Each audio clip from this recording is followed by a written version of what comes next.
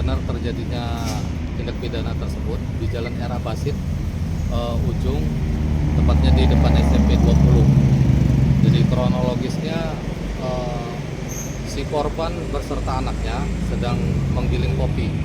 Nah, pada saat menggiling kopi itu motor terparkir di pinggir jalan, sehingga pelaku yang mengetahui ada kendaraan yang terparkir, mereka berjumlah 4 orang, sehingga berhenti. 2 pelaku turut dan mengambil sepeda motor, sehingga pada saat mengambil motor itu si korban mengetahui motornya akan diambil pelaku, sehingga dia melakukan perlawanan untuk merebut kembali sepeda motor itu, sehingga terjadi dorong-mendorong sehingga korban terjatuh dan mengalami luka-luka di kepalanya. Untuk kondisi korban saat ini gimana Pak Kapolsek?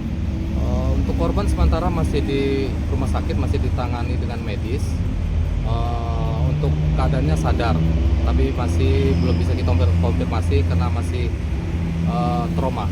Untuk sepeda motornya berhasil dicuri itu ya? Untuk sepeda motor berhasil dibawa 4 pelaku itu. Sejauh ini penyelidikan kita seperti apa?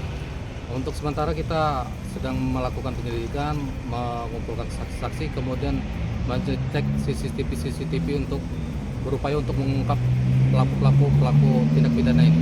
Yang beredar ini kan kena tembak nih. Itu informasi itu seperti apa itu Pak Kapolsek? Jadi kita klarifikasi bahwa yang beredar di media-media itu bahwa korban itu bukan tertembak, tetapi terjatuh karena terbentur aspal, luka di kepala bagian kanan. Kalau dari saksi tadi pelaku sempat mengeluarkan tembakan itu gimana? Betul, memang terdengar ada suara tembakan setelah kita cek TKP. Pada saat korban sudah terjatuh dan pelaku menguasai sepeda motor, berupaya pergi kabur, sehingga warga yang berada sekitar itu untuk menghentikan. Tapi setelah masyarakat berkumpul, si pelaku mengeluarkan tembakan ke udara. Berapa kali? 1 kali tembakan.